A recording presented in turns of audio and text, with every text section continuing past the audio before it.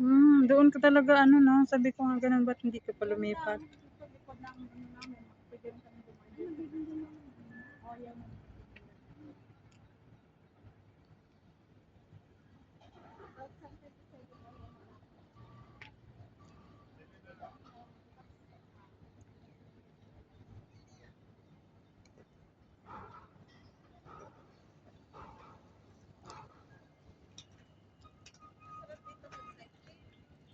Oo nga 'no.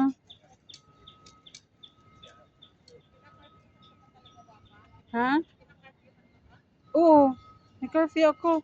Tapos kasi daw baka daw yung mga bangla mag-ano-ano sa'kin. Sabi ko, Diyos ko hindi ko naman tagal ko na dito hindi ako nag-aano.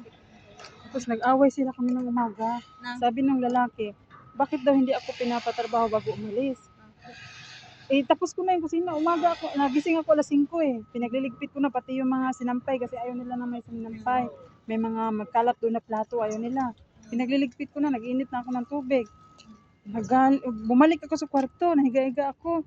Tinutok ako ng babae. Sabi niya, maglinis daw muna bago umalis, sabi ng lalaki. Tapos sabi, today is my off day. Sabi ko, wala. Tapos, ano lang, Hindi mo sinagot? hindi ko sinagot. Tapos yun, nag-map ako. Tapos pag alis niya, binilisan ko nga, hindi ko inayo. Ano mga yawa, no? Sabi ko, wala. Kakaiba tong mga to ah. Today is my off day. Parang yung dati ko yung nako ah. Yun sa Chinese food. Hmm. Trabaho pa ko bago umalis. Dito Tapos, wala. hindi nga magsabi na, magkain ka dyan kung anong pagkain. Wala sila. Tapos sa umaga pa baliktad. Sabihin ganun. Magtrabaho ka muna bago ka mag-almusal. Di ba dyan?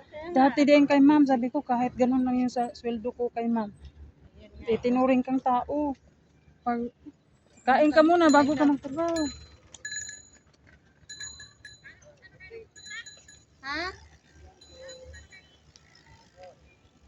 Kakaiba, sabi ko, tiisin ko lang muna to. So, magsumbong ka kila ma'am, sabihin nila daw, ayaw doon nila yung nagsumbong ng nagsumbong. Lo, Sino sabi? Si si Mama. Ma'am Susan.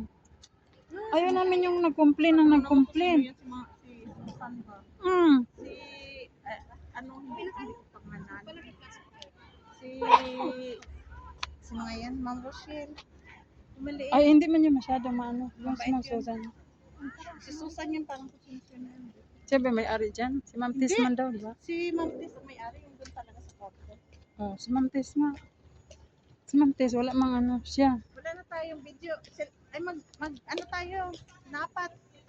Mag-selfie tayo.